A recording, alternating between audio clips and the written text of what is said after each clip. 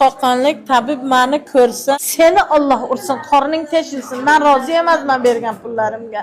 Shuni men faroshlik qilib, uborsalik qilib men shunga pulni yig'ib olib kelgan edim. Bir uyga 10 ta ayol yo'llagan, bir uyga 10 ta erkak yo'llagan, bir hovlida 3-4 konatada hammani erkaklarni, ayollarni yo'llagan. Tabibning oldiga boradi, aytadi, "Mana men kasalman, yura olmayman, qayerdan keldim?" deydi. O'zim ko'zim bilan ko'rdim, u xotin yuradi, soppa-sog'u, prosta o'sha tabibning qorni teshilsin, rozi emasman. Qo'qonlik tabibning sirlari ochildi do'stlar. Hozir Tojikistonlik opamiz bilan gaplashib qoldik. Nima bo'lgan opa? Assalomu alaykum. Hammalaringizga salom. Siz Tojikistondanmisiz? Men Tojikistondanman. Qo'qonlik tabibning oldiga qachon borgansiz? Qo'qonlik tabibning oldiga 2020-yil bordim. 2022-yil. 22-yil borgansiz. Aha.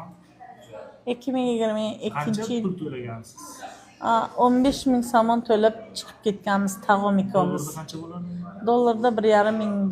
1,5 ming dollarga mana shu qizchangizni yurib ketish uchun olib borgansiz Qo'qonga. Shu $1,5 ming dollarga shu qizchamni yurishini, biz uni YouTube'da ko'rdik, odamlarni yurg'izadi ekan. Biz bir oy YouTube'da kuzatdik. Men aytdimki, "Ha, Xudodan umid." Endi Iqbol Soliyev qo'lida to'klari bor ekan deb nimni reklama qildi. Borsak, bunday qilib qizimni kalasini silaydi ekan u. Boshqa qaramadi ham. Shu bir silab qo'ydi, tamom. Qaramadi ham. Mana Keyin qanday bilib qoldingiz? Qanday bilib qoldim? Birta xonadonda yotdik. U xonadonda soppa-sog' ayollarni kolyaskada o'sha uyda kvartiram turadi ekan. Arendani kvartira. Ayollarni yollagan. Boshqa uyga yollagan, bir uyga 10 ta ayol yollagan, bir uyga 10 ta erkak yollagan, bir hovlida 3-4 konatada hammani erkaklarni, ayollarni yollagan. Biz bir xonasida tag'om, men, qizim, farzandlarim bilan yotdim. Bordik, biron rezultat yo'q. O'zi olmaydi pullarni-yu, axraniga kelib olib ketadi. Axraniga katta sumkani olgan, pullarni beringlar. Opamiz aytishi bo'yicha, opamiz shu tabibga borgan ekan.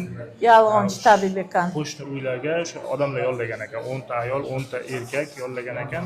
Bu ayollar borar ekanda yolg'ondan yaxshi bo'lib ketdi derkan, u ayollarga ovqatini, o'sha xizmat haqlarini berib, shunaqa qilib yollar ekan.